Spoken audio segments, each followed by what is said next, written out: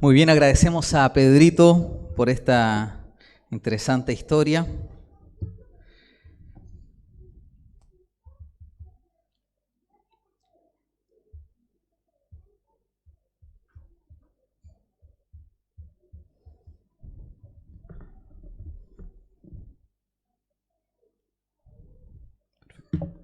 Muy bien, los saludo nuevamente. Estamos a 15 segundos de que sea la tarde ya, así que buenos días. ¿Cómo está la iglesia de Cabramatta West? Estamos contentos, estamos felices. Hoy día es 16 de enero, ya estamos en el año 2021, es mi primer sermón en esta iglesia de este año. Así que, mis hermanos, se viene un año de incertidumbre. No sabemos cómo va a ser este año. Recuerdo que cuando estábamos a finales del 2020, trabajando en aquella comisión de nombramientos, siempre imaginábamos el 2021 que ya no íbamos a tener restricciones, ¿no? Pero de un momento a otro todo cambió, volvimos a los límites que teníamos anteriormente y no sabemos lo que va a pasar por el resto del año. Así que debemos orar para que Dios pueda guiar su iglesia y para que Dios nos ayude a mantenernos firmes, porque es fácil enfriarse cuando suceden estas cosas. Mis hermanos, hemos preparado un PowerPoint, ¿ustedes lo están viendo acá? ¿Sí? Muy bien, el título del sermón de hoy es Redil versus Rebaño. Y vamos a comenzar el día de hoy haciendo una especie de introducción. Como ustedes saben, estamos viviendo una etapa en la historia de la humanidad que es conocida como posmodernidad. Hay personas que han dicho que estamos en la posmodernidad, pero a nivel global nosotros entendemos de que estamos viviendo esta era, también conocida como la era de la información. ¿Y qué es lo que trajo consigo esta era de la posmodernidad? Un concepto muy importante, que ustedes probablemente lo habrán escuchado, que se llama la posverdad. ¿Y qué es la posverdad? El día de hoy vamos a hablar un poquito de esto. La posverdad significa de que tu verdad no necesariamente es mi verdad. Y esto afecta todos los aspectos de la vida del ser humano. Porque hoy en día no sabemos qué es verdad. ¿Qué es verdad? La verdad, algunos dicen, es una construcción social. Pareciera que aquellas cosas que eran obvias, que una vez se dice, pero si eso es obvio, hoy día no es tan obvio. Este cuestionamiento, y es la segunda palabra que aparece ahí en la presentación, este cuestionamiento de la verdad es lo que identifica a la generación posmoderna. Los nuevos niños, las nuevas generaciones de nuestras iglesias están creciendo bajo este concepto, el concepto de la posmodernidad, el concepto del cuestionamiento. ¿Por qué? Porque son generaciones que crecen con el internet, crecen con la información. Por lo tanto, tu verdad no necesariamente va a ser la verdad que ellos crean. A diferencia de años atrás, donde quizás si los medios de comunicación decían algo, uno lo creía directamente. Hoy en día, yo podría acá hacer una prueba, ¿cuántos le creen a los medios de comunicación? Y probablemente la mayoría de las manos no se levantarían. ¿Por qué? Porque hoy en día los medios de comunicación nos muestran algo, pero cuando uno va a internet, ve video, nos muestran otra cosa. ¿Qué es verdad? Existen también las fake news hoy en día, un concepto muy importante, noticias falsas. Ya no sabemos qué creer. Se viene el COVID. ¿Existe el COVID? No existe el COVID. Nos quieren conducir. Y estamos en una etapa del cuestionamiento. Nos cuestionamos todo. Y aparece una tercera palabra que es muy importante, que se llama deconstrucción. Probablemente la mayoría de ustedes la habrán escuchado. ¿Qué es deconstrucción? Y alguien dirá, pastor, yo escuché construcción, pero deconstrucción no lo he escuchado. ¿Qué será deconstruir algo? Y fíjense que la deconstrucción viene como resultado de aquel cuestionamiento, porque se cuestiona todo hoy en día, todo lo cuestionamos. Se cuestiona la historia. De hecho, hay historiadores, por ejemplo, yo vengo de Chile, y hay historiadores que piensan en cambiar los libros de historia, porque la historia que nos contaban no era tan así como la contaban. Pareciera que aquellas personas que eran libertadores no eran tan libertadores como uno pensaba. Y la historia hoy en día cambia. Por lo tanto, la verdad cambia. Y aparece en escena este concepto de deconstrucción que lleva consigo lo contrario a construir. Cuando uno construye algo, uno monta algo, forma algo.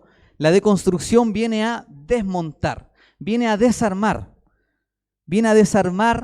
la narrativa, viene a desarmar la historia. ¿Y de qué está hablando el pastor el día de hoy? Alguien dirá. ¿Qué está hablando? Nos preparamos, mis hermanos, para una etapa en la era cristiana donde lo que tú digas va a ser cuestionado, donde tu fe va a ser cuestionada. La deconstrucción trae consigo dos elementos, hay dos posibles resultados. Y por eso es que le tenemos tanto miedo al concepto de deconstruir, al concepto de cuestionar. Porque la deconstrucción puede traer como resultado la destrucción. Si ustedes ven hoy en día la familia, el concepto de familia, ya no es el concepto de familia que se tenía hace 100 años atrás. Hoy día existen múltiples conceptos de familia. Define familia y tú defines concepto de familia y alguien te dirá, bueno, ese es tu concepto de familia. Yo tengo otro concepto de familia.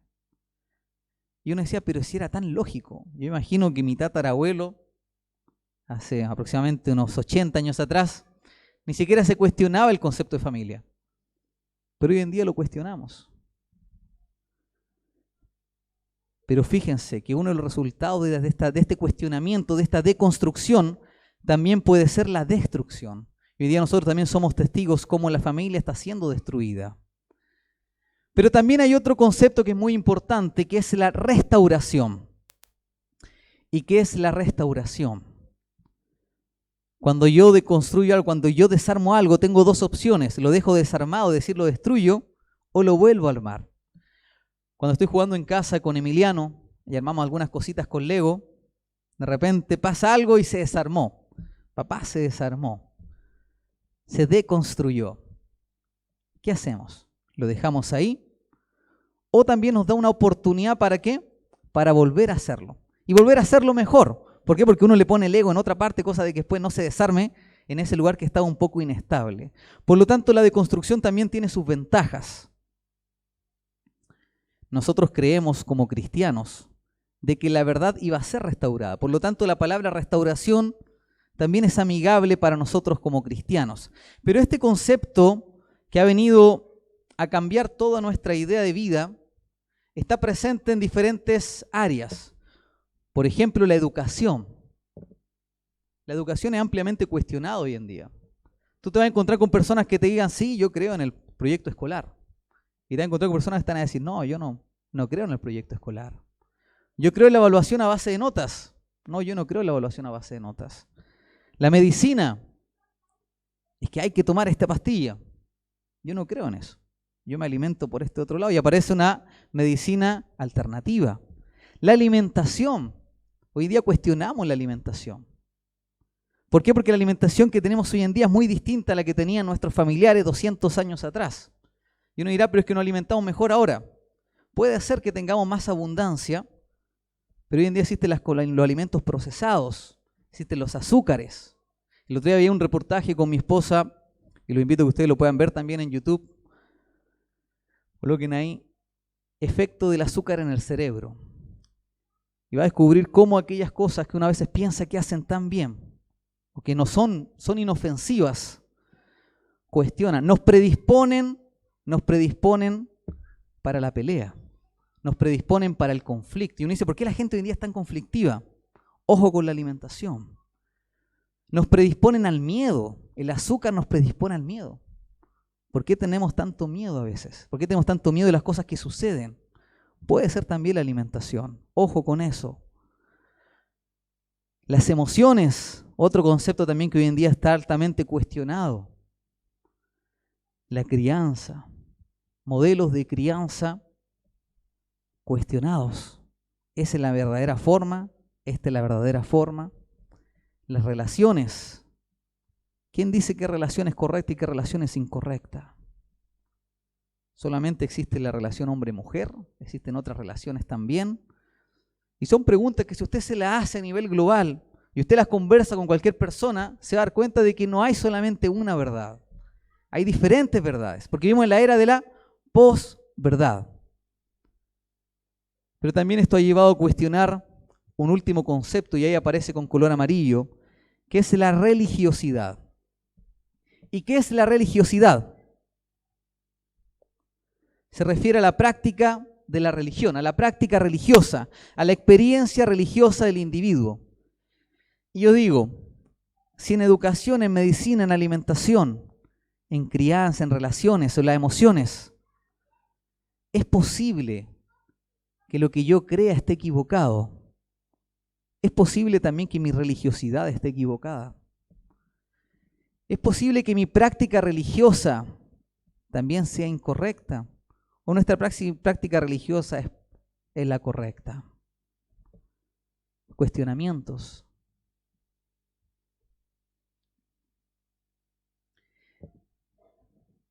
¿Es posible para el ser humano errar en su religiosidad? Y cuando nosotros vamos a la Biblia y vemos que a lo largo de la historia, desde que Dios levantó al ser humano, el ser humano ha errado en su idea de religiosidad.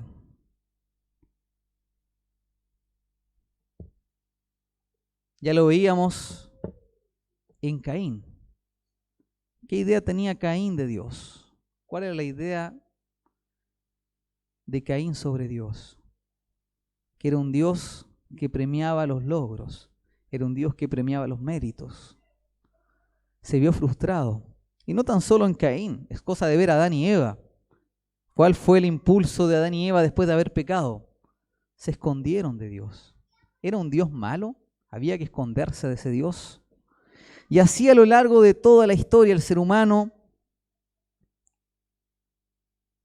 ha errado en su religiosidad. ¿Por qué? Y aquí viene el pensamiento clave, mis hermanos, del tema del día de hoy. Una idea incorrecta de Dios, o una mala interpretación. Ya recuerden que una idea incorrecta de Dios nos lleva a una mala interpretación, afectará, ¿qué cosa? Mi religiosidad. Vamos a dar algunos ejemplos. Y aquí aparece también en inglés,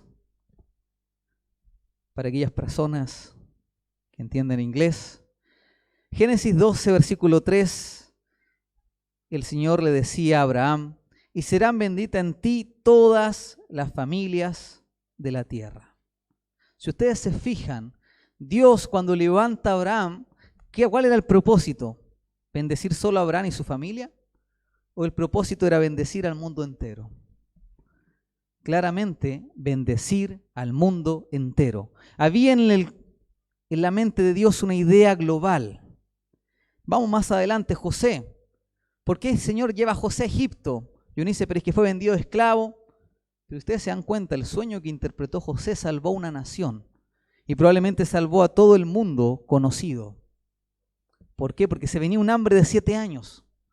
Y Dios lo reveló a través de José. Por lo tanto, había un propósito de salvar al mundo. Salomón pidió sabiduría y llegó a ser un ejemplo para todo el mundo. Todos los reyes querían conocer a Salomón. Daniel fue llevado a Babilonia. Y ustedes saben lo que hizo Dios en Babilonia a través de Daniel. ¿Crees que es imposible que tú te conviertas a Cristo? ¿Crees que es difícil? ¿Conoce a alguien que sea difícil que acepte al Señor? Yo te quiero decir que hubo en esta tierra un hombre, un ser humano, y yo creo que ha sido la persona más difícil que pudiera aceptar a Dios. Y ese fue Nabucodonosor, el hombre más poderoso que ha pisado la tierra. En las profecías se representa como aquella cabeza de oro, el imperio más grande que ha existido en la historia de la humanidad. Y el rey más importante fue Nabucodonosor. Y tú sabes que Nabucodonosor va a estar en el cielo. Nabucodonosor un día fue alcanzado por el Señor a través de la influencia de Daniel en su vida. Siempre Dios tuvo la idea global. Jonás fue enviado ¿dónde? A Nínive. Y en Nínive eran judíos. Los ninivitas eran paganos.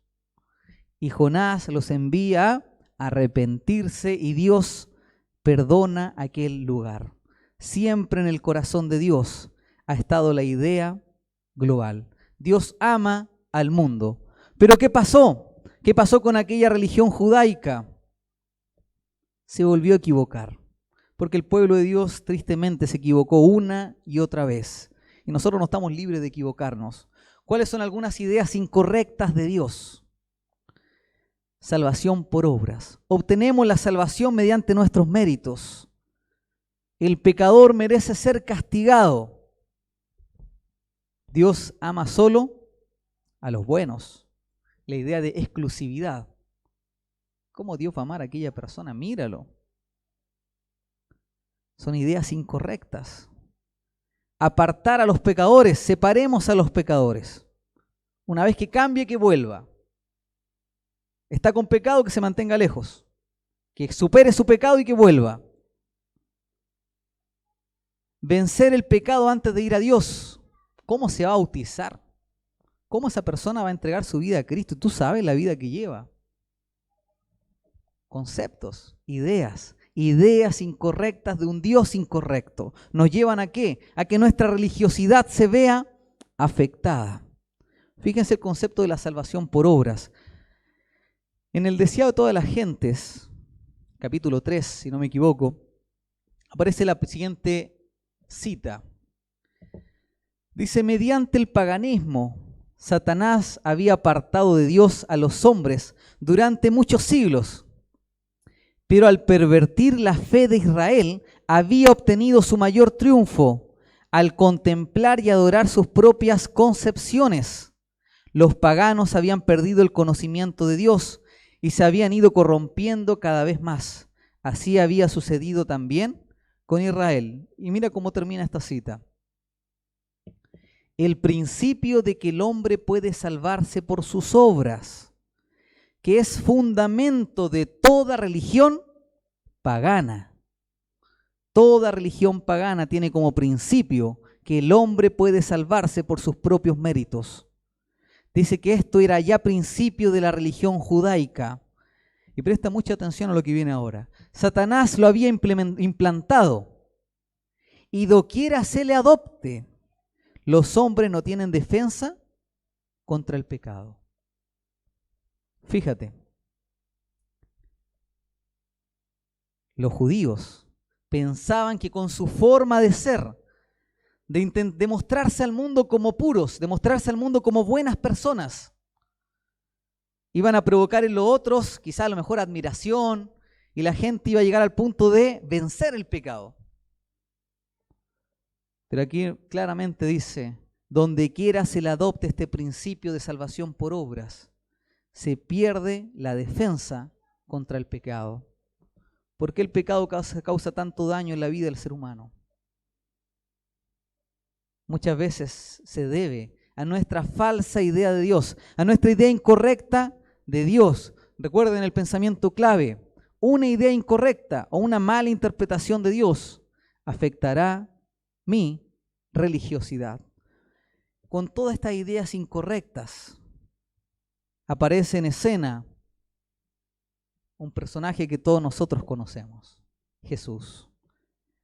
¿Y Jesús vino a qué?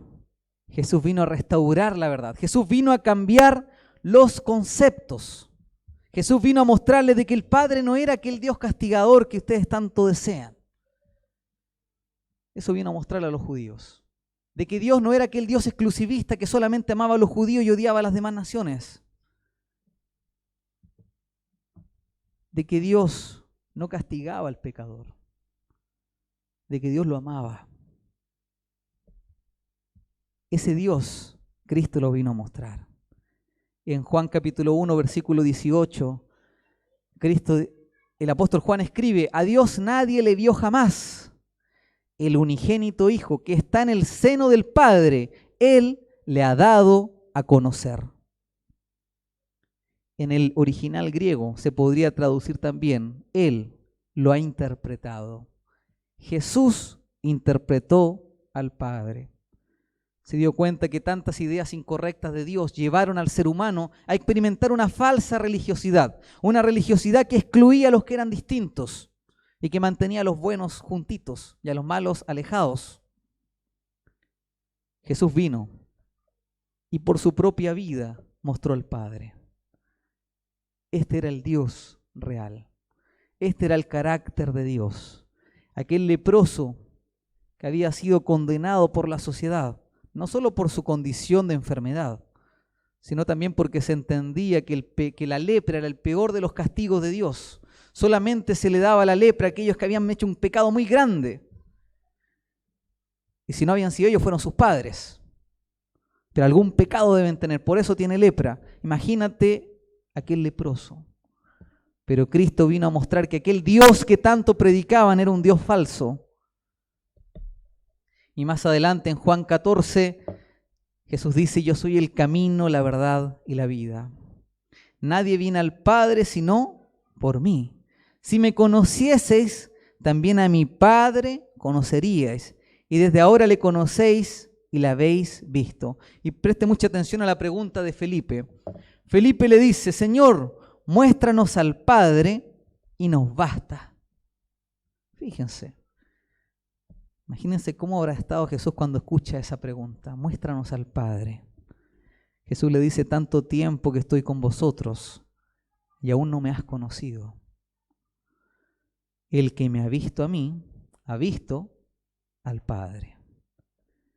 Jesús vino a esta tierra a mostrar a un Padre compasivo, a mostrar un Padre que no condena al pecador, a mostrar un Dios que vino a buscar y a salvar, ¿qué cosa?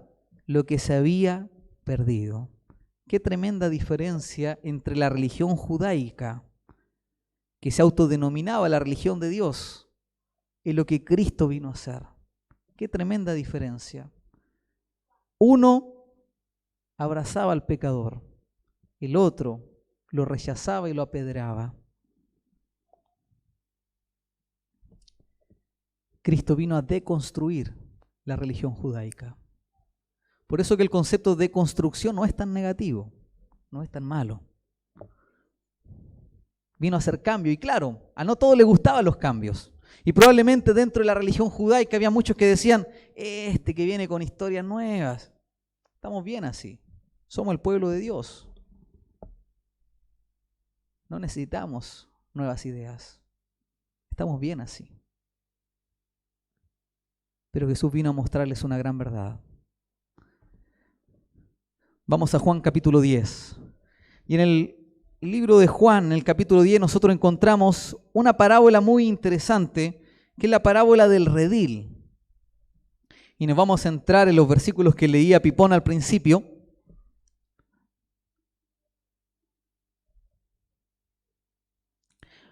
Vamos a ir al versículo 14, y después vamos a leer el versículo 16. Fíjense lo que Cristo dijo: yo soy el buen pastor y conozco mis ovejas y las mías me conocen. También tengo otras ovejas que no son de este redil. Aquellas también debo traer y oirán mi voz, y habrá un rebaño y un pastor. Aquellas también debo traer, oirán mi voz, y habrá ¿qué cosa? Un rebaño y un pastor. ¿Por qué no dijo habrá un redil? ¿Por qué usó un rebaño? Porque entre la palabra redil y rebaño hay muchas diferencias. La palabra redil proviene del griego aulés. Probablemente se les viene una palabra ahí a la mente. Aulés, aula. Los que son profesores, educadores sabrán lo que es un aula. Es el lugar físico, es la estructura sólida. El rebaño, que viene del griego poimné, tiene que ver con el grupo de ovejas. El redil entonces es el lugar donde se guardan las ovejas, aquel lugar protegido. El rebaño es el grupo de las ovejas. Y aquí nosotros debemos hacer una pregunta muy importante. Mi religión, la religión que estoy siguiendo, ¿Se parece más a un redil o se parece más a un rebaño? ¿Son más importantes las estructuras que las relaciones? ¿Son más importantes los programas, las formalidades que las personas? Yo he escuchado de iglesias donde tristemente, cuando alguien llegaba sin corbata, lo mandaban para la casa de vuelta. Una formalidad por sobre la persona. Qué triste. Qué triste cuando tu religión se convierte en un redil. Cuando la estructura, es que hay que guardar esto, es que hay que guardar la compostura, es más importante que el relacionamiento. Tu religión produce barreras o abre puentes. Cuando te presentas a otro como adventista o como cristiano, ¿qué generas? Barreras. ¿Quieres las demás personas que te conocen quieren conocer al Dios que tú conoces? ¿Cómo es tu religión? ¿Es más como un redil o es similar a un rebaño? ¿Generas límites, cercos? No, es que esto no. Hasta ahí nomás. ¿O generamos puentes? ¿Nuestra religión es exclusiva o nuestra religión es inclusiva? ¿Es exclusiva solo para aquellos que se parecen a nosotros? Yo siempre he dicho, una de las cosas más lindas que vamos a ver en el cielo es cuando el Señor nos venga a buscar y junte a los adventistas de todo el mundo. ¿Qué confusión va a haber ahí? Cuando veamos a nuestros hermanos adventistas africanos que van a querer adorar al Señor con una danza y veamos a nuestros otros hermanos adventistas que digan, no, solo piano. ¿Tu religión es inclusiva o excluye? ¿Excluye a los que son distintos? ¿Qué sucede con el pecador? ¿Qué sucede con el que está en pecado? ¿Es bien aceptado? ¿O depende del pecado que tenga? Porque si el pecado que tiene es muy fuerte, ¿cómo tratamos a aquellos que son distintos? ¿Tu religión es base a méritos o tu religión está en base a la gracia? Una vez una pregunta, estaba predicando un sermón similar, me pregunté lo siguiente: ¿sería justo si un día Dios dijera, cuando volviera, dijera, ¿sabes qué? Toda la humanidad se salva? Y muchas personas dijeron, no sería justo, porque nosotros nos hemos esforzado, nosotros hemos ido a la iglesia cada sábado, nosotros hemos devuelto nuestro diezmo, nosotros hemos guardado el sábado, no sería justo que el Señor salvara a otros que no hicieron eso. Cuidado con la religión en base a méritos. Si el Señor decidiera salvar a la humanidad, deberíamos haber dicho un gran amén. Porque la humanidad costó la sangre del Hijo de Dios. Y no es en base a méritos. No es quien lo merece, es quien tiene al Hijo. El que tiene al Hijo tiene la vida.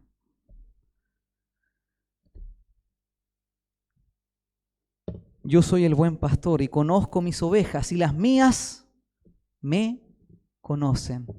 También tengo otras ovejas que no son de este redil, no son de este credo, de esta denominación. Aquellas también debo traer y oirá mi voz y habrá un rebaño, un movimiento sin límites y un pastor. ¿Cuál es la característica de este movimiento? Que conocen a Cristo, conocen la voz del pastor. Esa es la característica del movimiento. Conocen al pastor, la característica del rebaño. Yo te invito a que tu religión la conviertas en la religión del rebaño. A que dejes esa religión del redil, esa religión separatista, y te unas a una religión que es la religión que Cristo vino a levantar. Y es cierto que no hay indicio de que Cristo haya levantado una religión en base a estructuras. No, Cristo nunca levantó una religión. Y los grandes hombres que hubieron en la historia nunca quisieron formar una nueva religión. Porque las religiones tristemente a veces levantan barreras. Y el Señor vino a decir que ya no hay barreras. Porque ya no hay judío ni griego, ni esclavo, ni libre. No hay varón ni mujer, porque todos sois uno en Cristo Jesús. Ya no hay distinciones. Todos somos invitados a formar parte de aquel rebaño. Y probablemente el Señor también tenga ovejas en la iglesia adventista. Probablemente también hayan iglesias del rebaño de Dios en la iglesia de Cabramatta West. Probablemente también. Pero solo serán aquellos que conozcan la voz. Aquellos que conozcan y se relacionen con Cristo.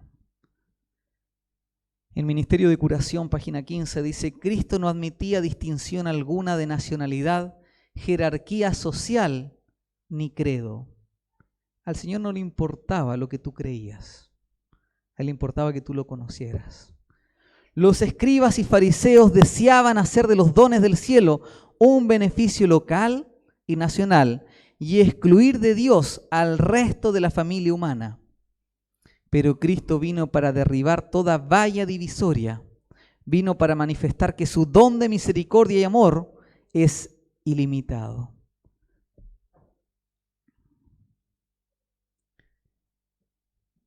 Cristo no aceptó distinciones. No aceptó credos. Es que estos son judíos. Son más importantes. No. Para Cristo era exactamente igual un judío y un samaritano. Era exactamente igual un griego que un judío. No habían divisiones. La principal característica del rebaño es que oyen la voz de Dios y le conocen. Todo lo demás, presta mucha atención a esto, todo lo demás viene como resultado de conocer a Cristo. Toda tu religiosidad, tu formalismo, tus prácticas religiosas, tu cumplimiento de la ley de Dios, o es resultado de tu relación con Dios, o no es. O guardas la ley como resultado de tu relacionamiento con Dios, o no la guardas. Porque lo otro, aquello distinto, aquello que experimentaron los fariseos y los escribas, no tiene ningún sentido.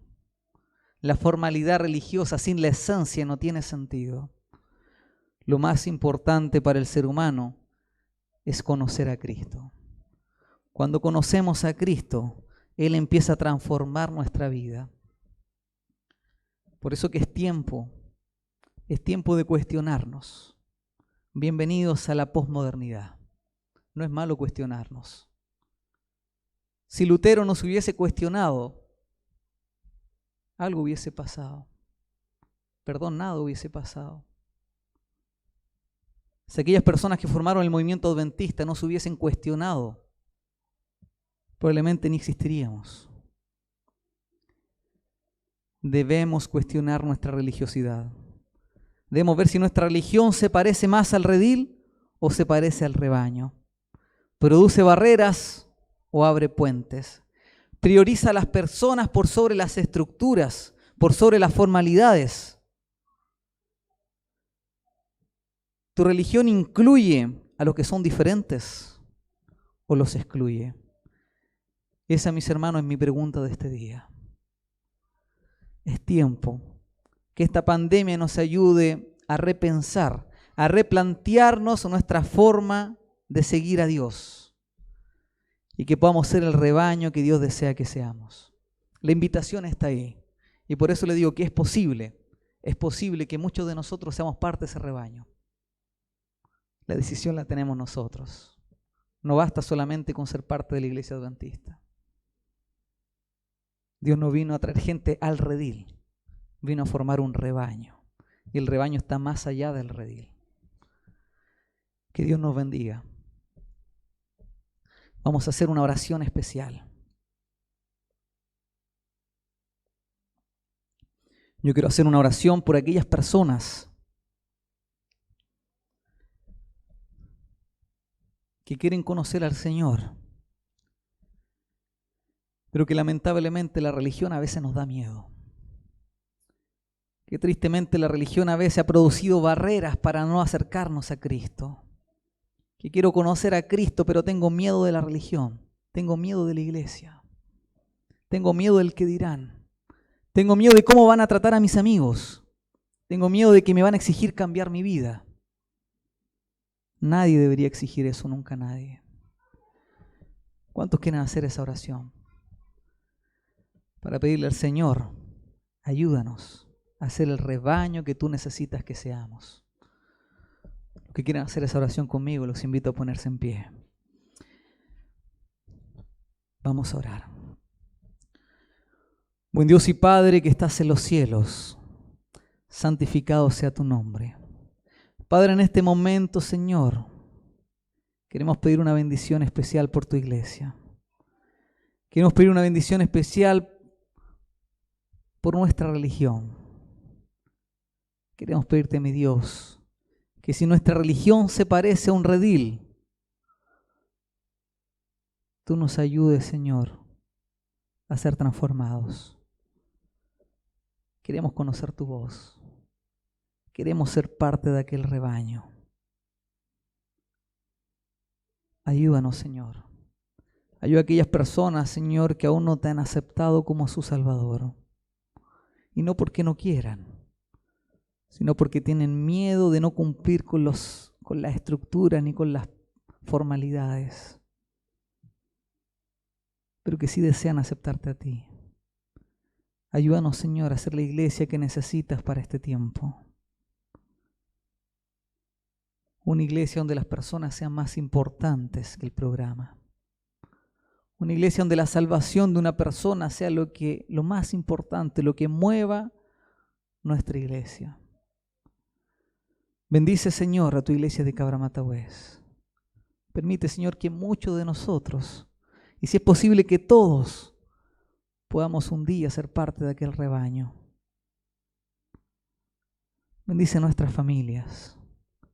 Pedimos por nuestros hijos, por nuestros padres, por nuestros hermanos, por personas que no te conocen, por personas que no te han aceptado. Ayúdales, Señor, pero también ayúdanos a reflejar el amor de Cristo, a ser parte de ese rebaño que contagia, a ser parte de ese movimiento final que va a manifestar a este mundo el carácter de un Dios de amor. Bendícenos, Señor, acompáñanos, lo pedimos en el poderoso nombre de Cristo Jesús. Amén.